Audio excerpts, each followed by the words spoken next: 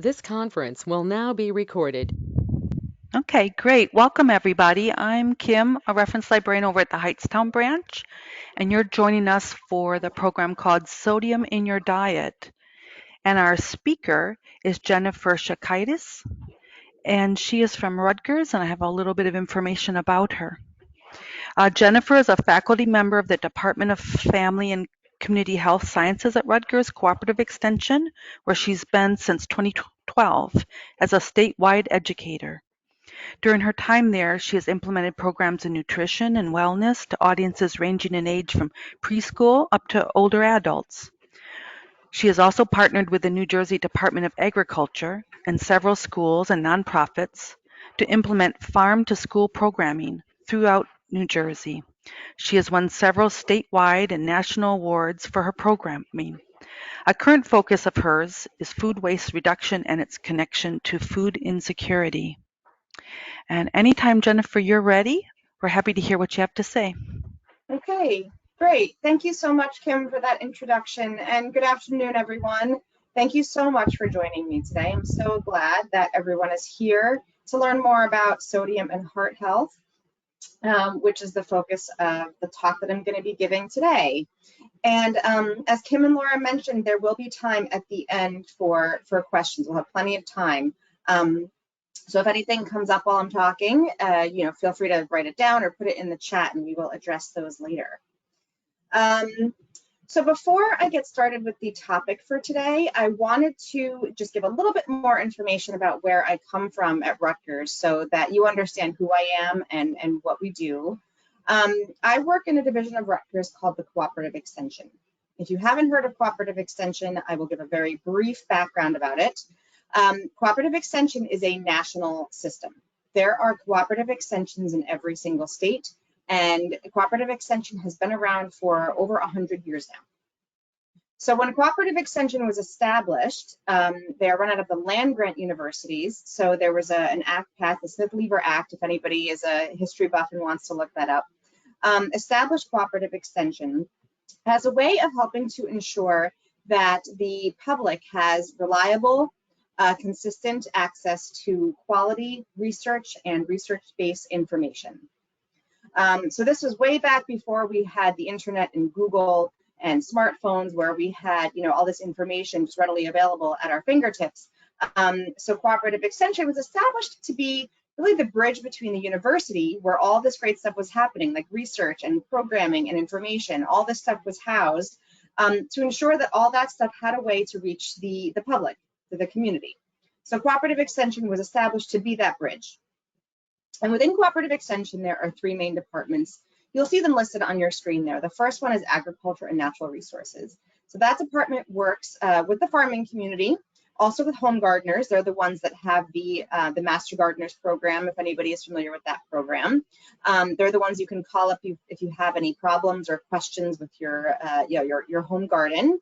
They are available as a free resource for you to help you troubleshoot and answer any questions that you may have. The second department is 4-H. That's the Youth Development Department. I think that probably most people, if not everyone here, has at least heard of 4-H, if not been involved in some way. They have a variety of really wonderful youth development, evidence-based youth development programming. They're also the ones who run the county fairs. So if you've ever been to your county fair, which take place right around this time in August, they're the ones who run those wonderful fairs. And then finally, there's my department, which is Family and Community Health Sciences. So my department focuses on the areas of health, nutrition, and wellness. So educators like myself from my department, we are charged with providing education and programming in those areas, health, nutrition, and wellness. The programming that we provide, all three departments, is generally available at very low cost or often free, at no cost to the audiences, because our time is provided on behalf of Rutgers. And the great thing about working with Cooperative Extension is that you can feel assured that you are getting reliable, evidence-based, research-based information and programming. Misinformation is a big issue in today's world with the glut of information that's available. So our job is to sift through all of the information, make sure that the information you are getting is actually research-based and reliable. Okay, so that's my spiel on cooperative extension and my department. If you have any questions about that, I'm happy to answer that at the end with any other questions that you may have. So now that we've got that down, let's get started. We're going to talk about sodium today. So we are going to start with the very basics. What is sodium? Okay. Sodium is a mineral. It occurs naturally in many foods. Okay. It's just in there, you know, naturally in the foods. It is also added to many foods, as I'm sure that all of you are aware. We're having more and more sodium added to our foods these days. I'll get into more about that in a little while. I do want to note that our bodies do need sodium. Okay, it's an essential nutrient. It's necessary for our bodies to stay healthy. It helps our nerves, our blood, and our muscles to function properly. I want to also note that sodium does not equal salt. Salt is the main source of sodium in our diets. Salt is made up of about 40% sodium. Okay, I just wanted to kind of clarify that because I think that most people think that salt is just 100% sodium, so it's not the case. I just wanted to put that fact out there so that you understand that salt is about 40% sodium. And in the foods where it occurs naturally, I wanted to just note that too. So sodium does occur naturally in foods such as meats, shellfish, dairy products, grains, in vegetables, okay? Fruits also, but to a lesser degree in very small amounts. Okay? Even drinking water often has some sodium, okay? The amount can vary depending on the source, but it just naturally occurs in many of the foods that we eat every day, eat and drink every day. So moving on to how much sodium we need, that we should be consuming. The AHA, that stands for American Heart Association, which is a wonderful source of information on sodium, especially in relation to how it affects our heart. The AHA recommends an upper limit, so no more than 2,300 milligrams per day. And actually now they're moving more towards recommending an even lower upper limit of 1,500 milligrams. I'm going to get into more detail about what this means, like milligrams, because that might not be familiar to a lot of people. So I'll explain this more in detail in just a few minutes. So for now, we're just going to keep these numbers in mind. Okay, so the recommendation right now is 2,300 milligrams, but because of the recognition recently that reducing sodium in the diet can have a significant effect on health, they're starting to move towards a more general recommendation of 1,500 milligram limit per day. So for a frame of reference, to put that in perspective, currently the average American consumes more than 3,400 milligrams of sodium each day. So on average, we consume significantly more than that upper limit of 2,300 milligrams. And studies show that we are likely underestimating the amount of sodium that we eat. So in other words, if someone were to just ask you to guess how much sodium you're consuming in your diet, chances are you are going to undershoot. You're going to underestimate and say, oh, I'm probably having, maybe 2,000 milligrams when maybe it's more like 3,000 or something along those lines. There have been many studies done that show that cutting back your sodium intake by 1,000 milligrams a day can significantly improve blood pressure and heart health. I want to just also make a note that there are, we are genetically all different. Some people genetically are more predisposed to having, more sodium in their diet and are more susceptible to increases in high blood pressure and the health effects that sodium can have on us from sodium in our diet. Some people are less so, okay? But in general, there have been lots of studies that show that cutting back by 1,000 milligrams a day can significantly improve our heart health.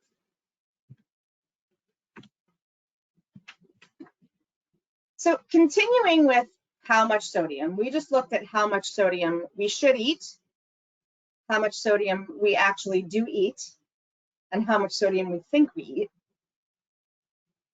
So let's look more closely at this. So sodium on the nutrition facts label, which is that little black and white label that is on the back of all packaged foods that you buy in any grocery store or any convenience store or anything like that. Okay, it's that little tiny black and white label that looks really small, has a few numbers on it, but it's actually really chock full of really important information. So it's listed on the nutrition facts in milligrams. Milligrams is a very small measure.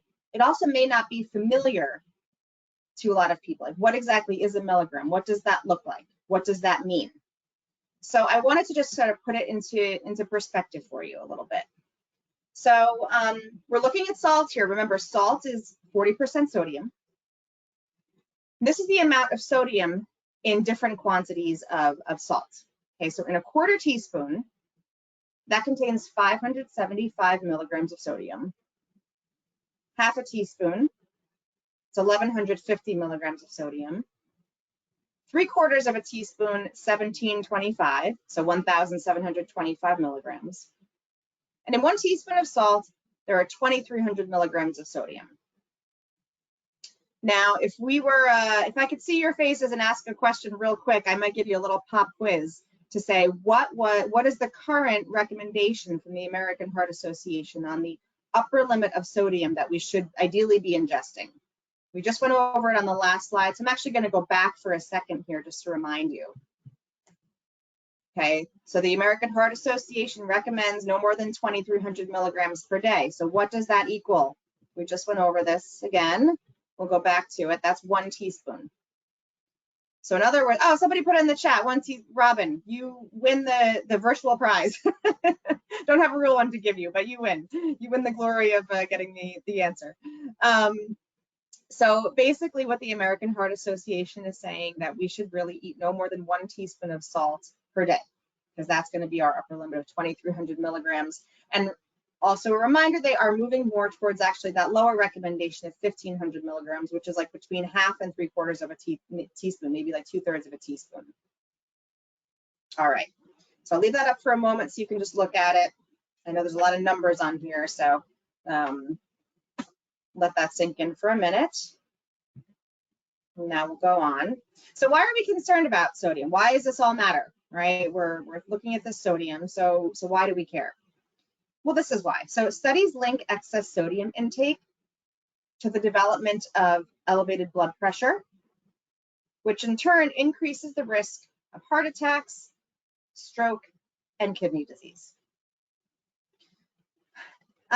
One interesting fact of children ages 1 to 18, 93% of American children consume too much sodium currently, okay? And this can increase their risk of developing heart disease and elevated blood pressure at an earlier age.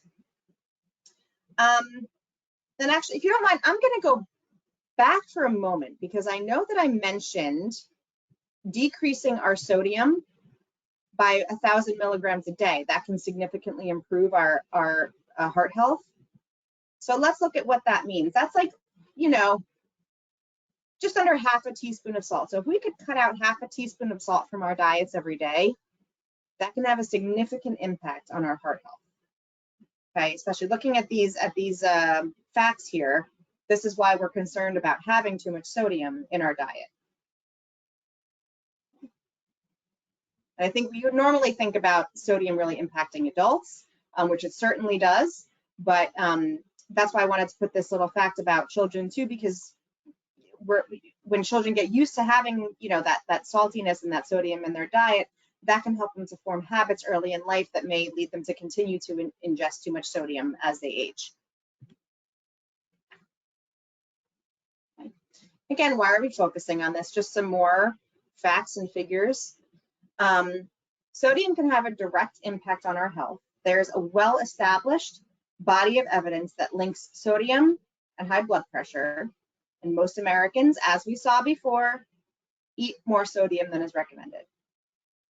Okay, in fact, 9 in 10 Americans eat more sodium than is recommended for a healthy diet. It is really ubiquitous in our food environment, and found in many unsuspecting foods at levels that are often unnecessary or higher, than we'd like. I will go over this and what foods we're looking at in a little while. So just giving you some background here.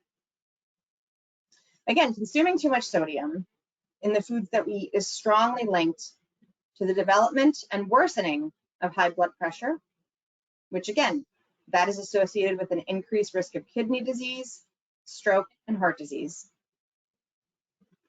Currently, 1/3 of American adults have high blood pressure or hypertension, as it's also called. And about 90% of American adults are expected to develop high blood pressure in their lifetimes. That's also why I wanted to bring up the fact about there being too much sodium even in children's diets, because as we age, we are, the vast majority of us are expected to develop high blood pressure. So the earlier we can kind of start forming those, those habits, eating foods that are not like just packed with sodium, the longer those habits will last, and the more likely we will be to, not eat an excess of sodium in our diets.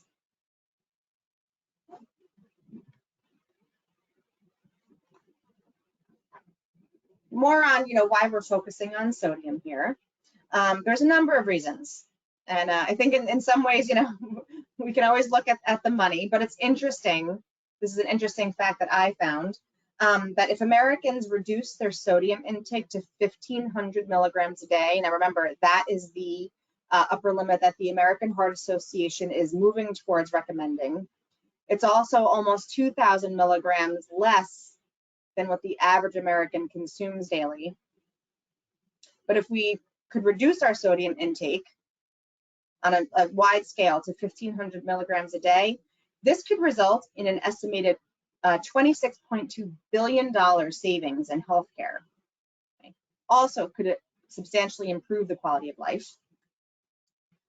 A national effort that reduces sodium intake by 1,200 milligrams a day, that's about half a teaspoon, that could reduce healthcare costs by up to $24 billion per year. So it's I know that it sounds a little maybe crass to look at it in terms of money, but it's interesting that when you sort of look at it this way, that the excess in sodium that we're consuming has led to this much excess in spending in healthcare, right? When it comes to health disparities, the prevalence of high blood pressure in African American adults in the U.S. is 40%, which is among the highest in the world. African Americans have almost twice the risk of first ever stroke, okay, compared with whites. And Hispanics are at an increased risk of hypertension and stroke. Sodium intake tends to be significantly higher in Hispanic infants and toddlers. This is what the research tells us. Okay. So sodium reduction has tremendous potential to reduce racial disparities in blood pressure related cardiovascular disease as well.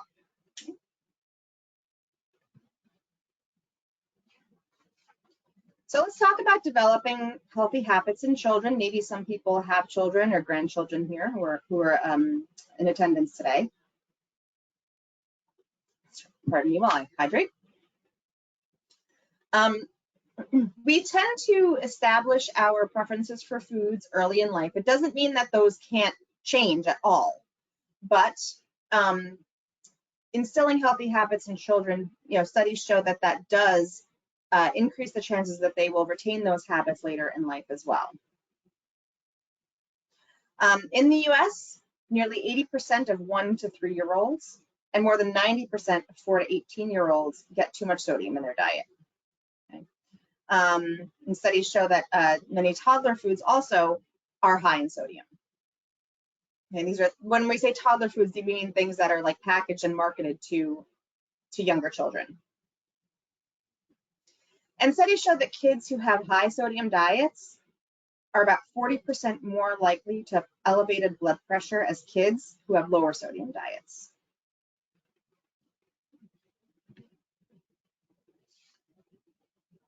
And I know I mentioned some of these numbers earlier, but this is just a kind of a different look at them. So the current sodium consumption in the US is more than 2 times higher than that lower recommendation that the American Heart Association is starting to really emphasize, that 1,500. Remember, with the average is about 3,400 milligrams a day. It's also interesting to note that men tend to consume more sodium than women. You'll see that the average intake for men there, that's that the blue column on the left, that's the taller one, is over 4,000 milligrams. For women, it's just about 3,000. So that averages out to about 3,400, you know, when you take both men and women into account. And that red line that you see is that 1,500 limit that the American Heart Association is starting to really recommend.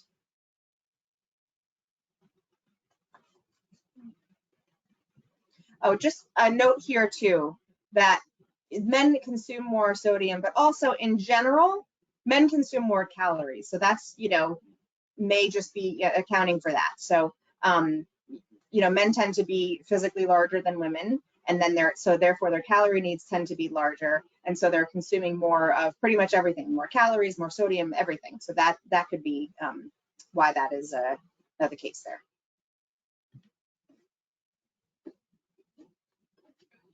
All right, this, if you get nothing else from the presentation today, I would like you to pay attention to this this chart here. Okay, so I think that when we are thinking about reducing sodium in our diets, maybe one of the first things that comes to our mind is the salt shaker that we have on our dinner table. Right? Maybe you add salt to you know, the vegetables that you're eating, or you know, to the meats that you're eating, or whatever you have for dinner that night. Maybe in the morning you're having eggs, you add salt on top of your eggs. Maybe, you know, it's sort of something that is omnipresent. It's in most people's homes. There's a salt shaker somewhere in the kitchen, maybe on the dining room table, kitchen table, so that you can add salt to your food. I'm not saying that that's not a good idea. Of course, if you are someone who is looking to reduce sodium in your diet, sure, it helps to just, you know, not reach for the salt shaker. However, I want us to look for a minute at this chart, because what we're seeing, that very large red circle, and this pie chart is showing us the source of our dietary sodium. Okay, so basically the food sources that where we're ingesting the most sodium. Okay, that big red piece, that is the vast majority of the sodium that we consume, 77%. You'll see that comes from processed foods and restaurant foods. And if you take another look, you'll notice that home cooking accounts for 5% of our sodium intake. And that while eating number, 6%, that is, you know, salt that we add as we're sitting eating, and we decide that our food needs a little more salt, so we add it from the salt shaker.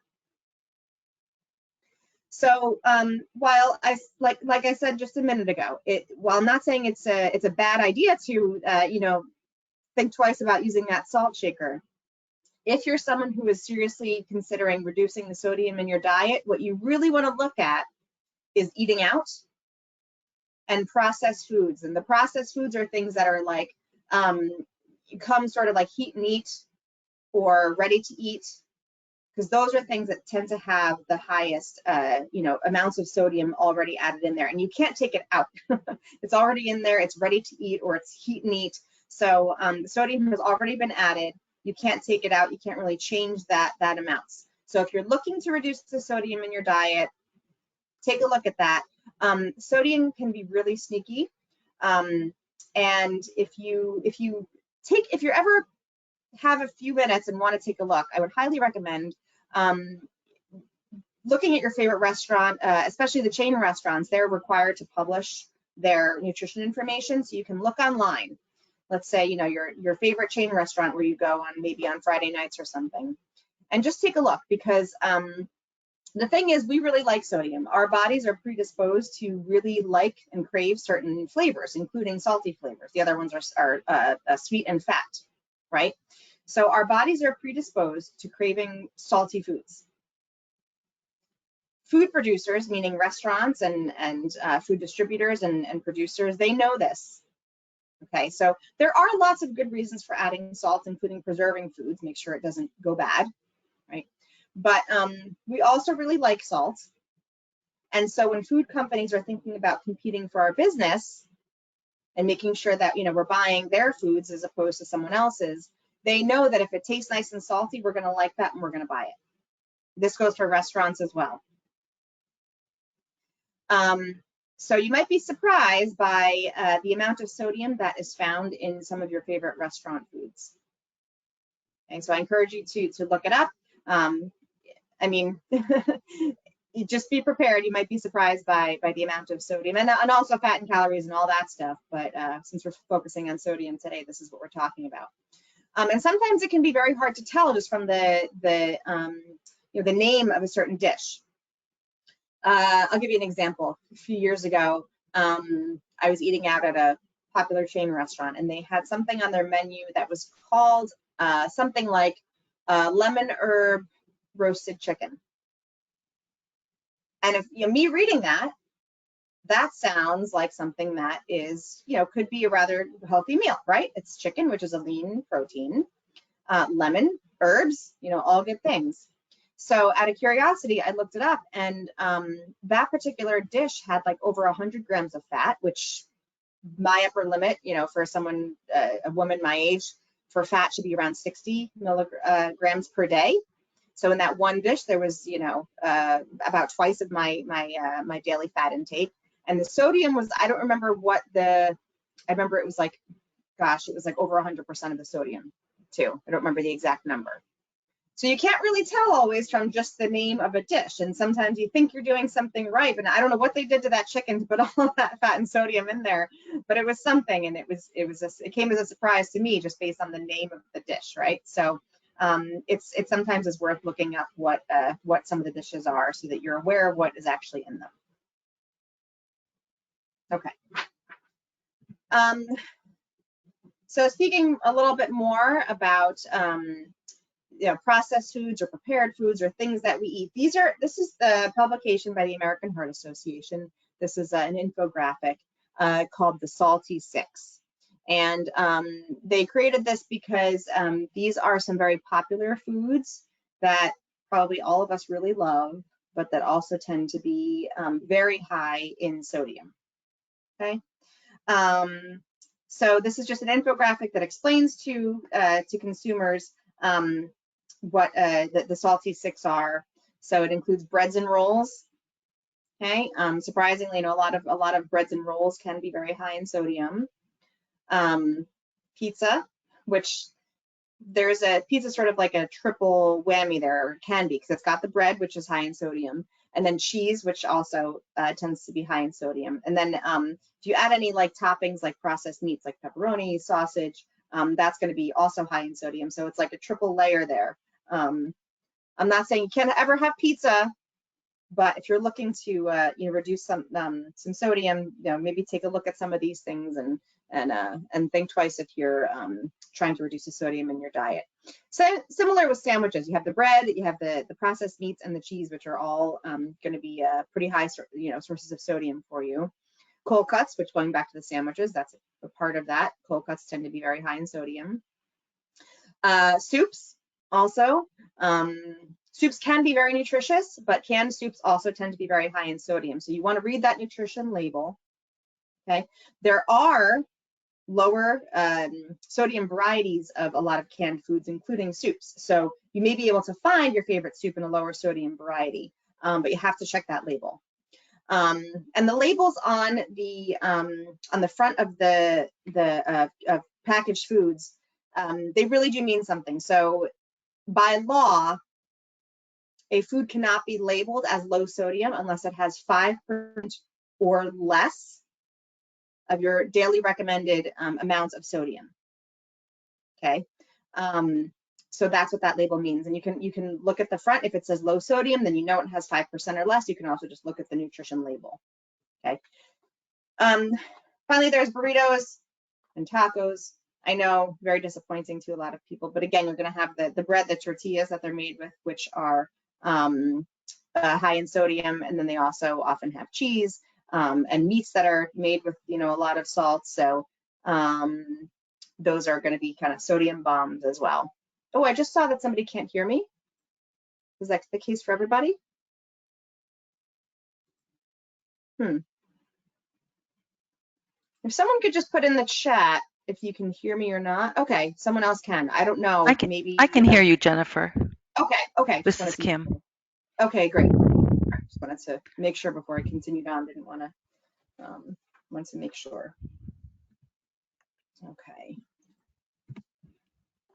So if you are interested in trying to reduce your sodium, the American Heart Association actually has this as what they call a sodium swap challenge, and it's like a 3-week challenge to kind of take inventory, take stock of what your diet is and what you're eating and where you may be able to reduce your sodium. Remember, the American Heart Association says that if we reduce our sodium by 1,000 milligrams a day, which is just, a fraction of a teaspoon, that can have a significant effect on our health. So this is a good way to kind of look at what you're eating and figure out where you may be able to cut out even 1,000 milligrams, okay, which isn't a lot, but in some ways is a lot because it'll make a significant difference it can make a significant difference in your health. But also, maybe a very feasible amount for you to try to cut out, if that makes sense. So week 1, it's encouraging people to look at breads and rolls and cold cuts and cured meats, so things like bacon and sausage, okay? So it doesn't mean that you have to eliminate these things. I'm not saying that, neither is the American Heart Association. We all enjoy these things sometimes, it's okay, but maybe look for lower sodium varieties, okay? Track your sodium consumption and just log how much you've maybe shaved out of your diet. Week 2 is looking at pizza and poultry. Okay, poultry meaning not like just if you buy chicken breast at the store and make it at home, but really the pre-prepared varieties, which tend to be very high in sodium as well. So if you do eat pizza, make one with maybe a little bit less cheese. If you order out, you usually get pepperoni. Maybe you can get a vegetable instead. Maybe mushrooms or peppers and onions or something like that instead of the processed meats, cut out the sodium that way. Then week 3, looking at soups and sandwiches. So it says here 1 cup of chicken noodle soup can have up to 940 milligrams of sodium. So just checking those labels. And yes, I will have handouts that I will email. I will this and a few others as well. So it's just kind of like it gives you a guide. So you're not just out there trying to figure out, okay, well, I'm supposed to reduce sodium. How do I do that? What do I look at? This kind of gives you a little bit of guidance as far as like, okay, looking at certain things in a certain time frame to make it feel easier and more feasible. And that can actually help you cut out a significant amount of sodium. Okay. So I will be emailing this infographic along with the Salty 6 and also a few handouts and resources for you. The American Heart Association is a great resource when it comes to sodium. They also have a lot of really good, and I've made a lot of the recipes on their website, so I can attest to the fact that they actually do taste good. They're good recipes that are lower in sodium, lower in saturated fat to keep that heart healthy. So I will be sending all of those resources along. I'll be sending them, I guess, to Anna or Kim, and hopefully they can pass along to everyone who registered for today's program. Yes, we can include all your handouts with the follow-up email. I'll probably go out tomorrow or the next day. Okay, thank you so much. Okay, so that's the information that I have for today. We have plenty of time if anybody wants to ask questions. And one note about the questions, I just want to put it out there that I'm not here to like diagnose or treat anybody's health problems. This is just a program for general information. So if you could try to keep your questions more general. I tend to get a lot of questions about, well, my doctor said this and what do I do? And I really can't answer those types of questions. I hope you understand why. It's just, we need a lot more information than that. And this is, if there's a specific question, we really would refer you back to your healthcare provider. But if you have any general questions about the information that I presented today, I'm happy to answer those. Thank you, Jennifer. While we're waiting for people to type their questions into the chat, let me also say a lot like what you just said. As a friendly reminder, all health and medical information should always be discussed with your physician, especially if you're investigating any changes in your health or diet regime. Yes, thank you. And Did Go you want ahead, to sorry. jump into the chat? You can go right ahead, Jennifer. I Yeah, think yeah, you've I'm been just following reading the the chat. questions. I'm happy to just go and read them if that's okay with you, if that's That's fine. Yep. and actually, you know, I do have this is my first time using GoToMeeting, so if you would bear with me for just a moment, I have a link to an evaluation that I would like to put in the chat box. I'm just trying to figure out how I can oh, there we go. And you should be able to copy and paste it too into the chat. Yes, that's what I was going to do here. Okay, so while I'm answering questions, if you wouldn't mind, oh, I can't, I'm opening the chat box. Oh, there we go. Okay, I just had it too low. While I'm answering questions, if you wouldn't mind opening that evaluation and answering a few of those questions, that would be great. This just helps Rutgers to understand what audiences we are reaching. And these surveys are anonymous, so I don't know who's saying what, so feel free to give honest feedback. These are also a way for me to understand if there's any changes that I could or should make about my programming. I read them all, and I have definitely made changes to my programming based on feedback that I've gotten from audiences. So I do appreciate and value your feedback. So if you wouldn't mind taking 3 to 4 minutes, I would super appreciate that. So, okay, now I'll get to questions. Let me go through here and just see. Let's see, are there health risks from low sodium? Oh, so this is the, yes, it's possible. It's it's pretty highly unlikely just in today's food environment and the American food environment to not consume enough sodium unless you're really trying hard. And of course, with certain health conditions.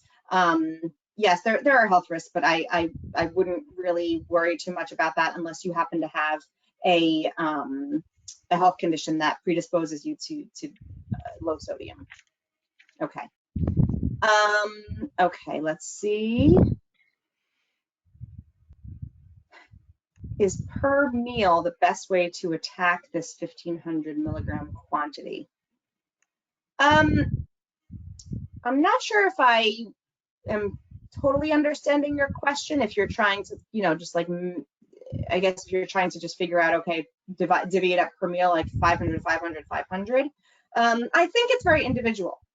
You know, if it depends a lot on your eating habits. I know, you know, for example, a lot of people really don't have a big breakfast in the morning, right? Maybe they'll have a piece of fruit or something and coffee.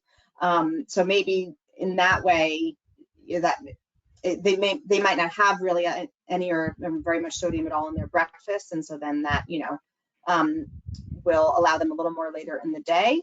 I think it depends on your lifestyle. If that feels easy to you, then yeah, I would say go for that. But I don't want to say that's definitely the way everybody should do it. I hope that answers your question, but if not, if you have a follow-up, Jackie, feel free to put that in the chat and I'll try to address any additional questions you may have about that. Karina, this is a great question. There are different varieties of salt in the market. So is there any salt that's better than the other? Great question. The short answer is no. And I'll explain a little bit. So I know that, and you'll see this advertised on a lot of foods. Like, for example, I bought like canned beans the other day, black beans, and on the front of the label it said now with sea salt, right? Which ostensibly is to try to make it seem like that's the healthier option, right? That they use sea salt instead of just regular old, you know, whatever salt. But the fact is that salt is salt is salt. It's 40% sodium, whether you get it from the sea or whatever source you're getting it from. The reason that sometimes some people like get away with saying that sea salt is lower in sodium is because of this. If you can imagine the way that sea salt tends to come, it's those larger granules, right? Like the larger pieces, as opposed to like if you were just to buy like traditional salt at the grocery store, it's the very fine ground salt. Okay, so if you can picture a tablespoon of that finely ground salt next to a teaspoon of the sea salt with the larger granules. The teaspoon with the larger granules, there's going to be more air in between the granules, so there's going to be fewer granules that can fit on that teaspoon of sea salt compared to the finely ground salt. So in that way, you may be getting slightly less sodium just because of the air. But if you were to ground that sea salt down into the finer, you know, powder like traditional salt, it would be exactly the same. If you feel like you want to buy pink Himalayan seeds, pink Himalayan salts and spend 3 or 4 times as much, that is up to you, but there is no nutritional advantage to that as far as sodium goes. Okay, you may find some trace minerals, but it's not guaranteed, and it's not going to probably be enough to make any significant difference in your health anyway. Okay. Okay, thank you, Laura, for saying your follow-up with the email. I will email the handouts. Okay. I'm seeing I'm seeing a question asking about outreach programs, specifically how to reach out to minority groups, including African Americans. So Liz asked, how is your organization helping the population such as African Americans reduce salt intake? Is there any outreach programs currently? Yeah, I mean, I do this type of education all over the state and in all different types of communities. We also work in schools, and we tend to work in more urban and lower income areas in the state because we're provided on behalf of Rutgers. So there tends to be no charge, for the programs that we provide. In fact, I, with a couple of my colleagues, we recently wrote a nutrition literacy curriculum for elementary schools, a set of lessons for K through 2nd grade and another set of lessons for 6th through 8th. And we delivered this program in schools that were in lower income areas and to populations that tend to be at higher risk for all types of various health issues.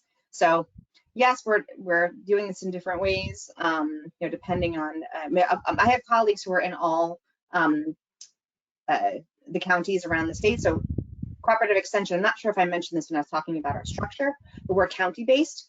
So we have in 21 counties in New Jersey, we have 20 county offices. And there are educators like myself in most of the counties that do this type of work. And so they're really the ones who are charged with supporting the communities, in particular, not exclusively, but in particular the lower income communities in their counties. So I hope that answers your question, Liz, but I'm happy to answer any follow-up questions that you may need or that you may have. And let me just scroll down here, see what I may have missed. Now, am I reading this right? This is Kim again. Yeah. The recommended amount for an adult person is about a teaspoon a day, yeah. Or did I read that wrong? No, that is that's so correct. little. That is salt. such a, teaspoon of salt. That is very little salt. Well, it does seem like a very little amount because we're so used to having so much more, right? Absolutely. Yeah, I know. But like I said, the flip side of that is reducing your sodium intake by 1,000 milligrams, which is really just a fraction of a teaspoon, can also have a significant difference. So that's, sort of the flip side of that coin is that it's a lot, but it's also not a lot, if that makes sense. Yes. And Jackie's also asking, I don't think you answered this yet, how much sodium should you shoot for with each meal, just to give us some guideline if you can? Yeah, I mean, I tried to answer that, but it's really, it depends so much on your lifestyle. Like I said, if you're someone who doesn't really like eat a big breakfast, for example, I know a lot of people, I am someone who loves breakfast. I wake up hungry and I look forward to breakfast and I start my day with breakfast every day. And my husband will grab an apple and run out the door. I could never do that. I would be so cranky for not having breakfast. So, I mean, yes and no. If that's what's easy for you to do, then I would recommend that you do that. But if you find it easier to do it by ingredient or some other way, then whatever works for you, I think is what you should do. Yeah. And Jackie's also asking, can you break it down per meal to kind of attack or reduce the amount of salt, which goes along with what you're talking about? Yeah, to help make sense of quantity, what should we shoot for sodium at each meal? I mean, I can tell you what I would try to do if I were trying to reduce sodium. I tend to eat breakfast. I tend to have a pretty small lunch. Just, I don't know, that's just my personal habits and preference. If I have a good breakfast, I don't tend to get very hungry until dinner time. But then if I don't have a really substantial dinner, I know I'll get hungry in the middle of the night. So I would probably, for myself, what I would find easier is to give myself some allowances for the end of the day, so that, you know, I can just sit and relax and enjoy my dinner. And try to, I try to, you know, have lighter foods earlier in the day. So that works for me, but you really have to, I don't want to tell you that's what you should do, because maybe you have a Maybe lighter dinner. your style or your regime is different. Yeah. So I know I don't mean to evade the question. I'm just trying to kind of give people a little leeway and encourage you to figure out what works for you, because what works for you is what you're going to stick with. And that's going to be what will help you to keep those healthy habits. Okay. I'm seeing Srinath is asking for her family of 4, 1,500 milligrams of salt per day. Kindly let know for a family of 4. Is it for everyone? 1,500 times 4, close to 6,000 milligrams. So I guess she's thinking about meal planning for everyone. Right. So almost 2 teaspoons daily. Right. Yeah, so that would make sense, because if you're going to divide up a dish that you make by 4, then yeah, sure. That's how you can think of it. And Farouz, yes, we will send you a link when it's up on our YouTube channel, this video. Okay. Just jumped in to answer. Yeah, that's great. Thank you. Oh, Elizabeth, salt alternatives. Go right ahead. Okay, yeah. Elizabeth asked me, does the state of New Jersey have any programs to help African Americans and other groups? Yes, although, you know, not consistently. I know, like, the American Heart Association actually is a great source. They have a lot of information online and like self-guided programs. They also tend to give a lot of grants to certain communities to address heart health, including sodium. And also, the USDA recognizes that sodium is an issue, and so, for example, like in their National School Lunch Program, they have very strict guidelines about how much sodium can be included in each of the meals that are served. Okay, do you suggest keeping a diary? So yes, again, I know this is maybe I'm saying this ad nauseum, but yes, if that works for you. I think that keeping a diary can be very educational, so that you learn about your habits and what those habits mean.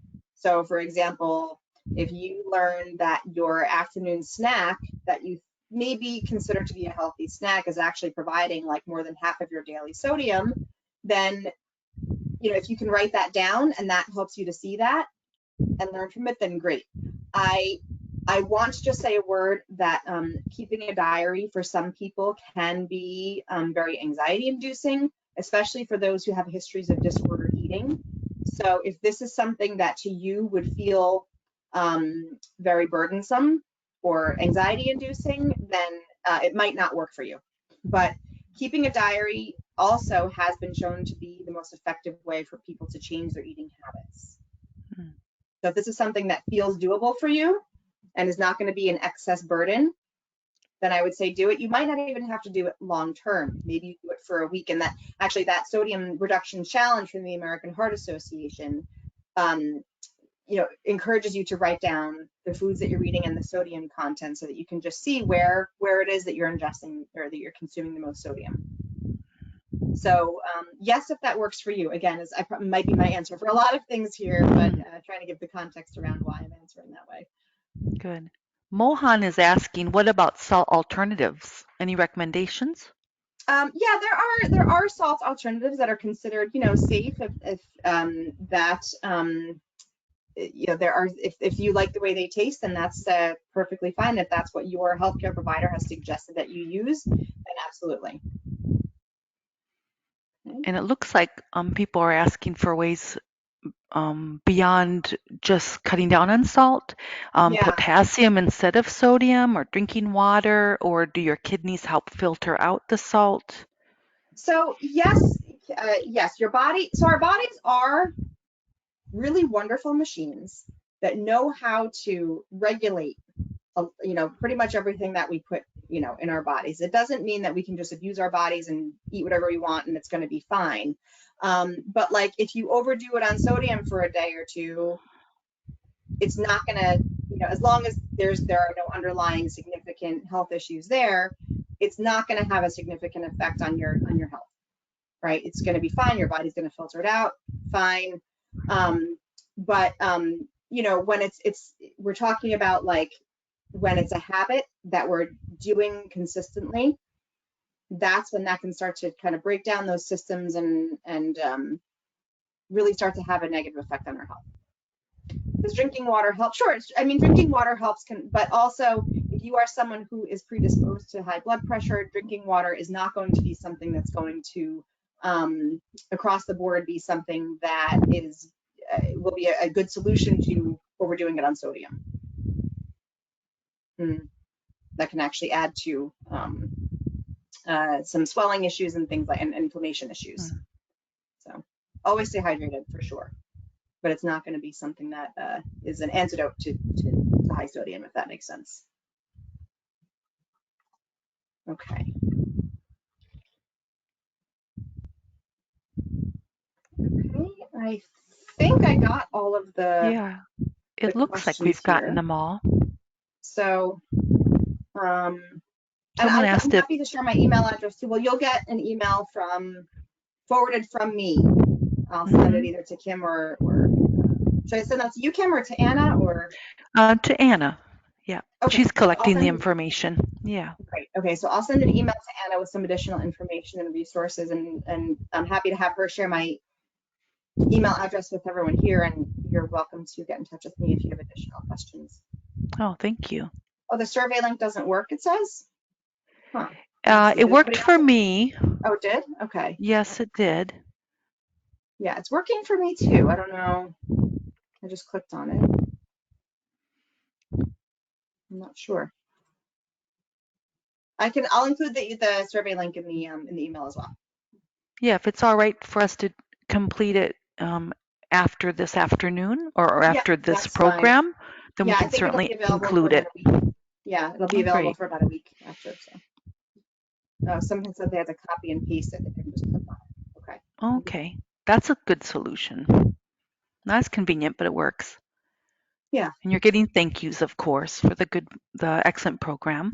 Thank you to all of you for coming. I'm glad you were here. I'm glad that the information was helpful, and hopefully, can help you to make any small changes that you can, if that's what you're hoping to do. Does anyone else have any questions? Here's your chance to jump in before we wrap up. And thank you, everybody, for coming. Thank you for coming, for your great questions, and feel free to get in touch.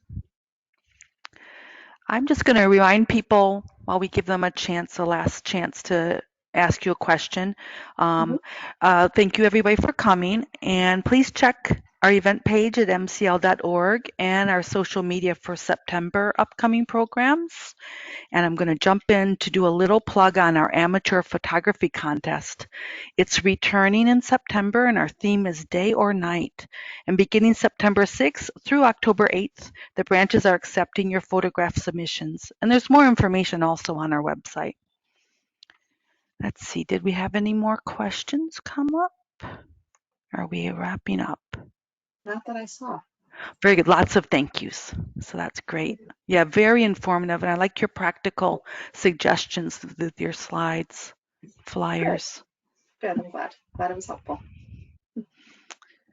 Okay. So if you have any follow-up questions, anybody, feel free to email the library and we can pass them on to Jennifer. And again, watch for the follow-up email, and you'll also get a reminder when this video goes up on YouTube, so you can watch it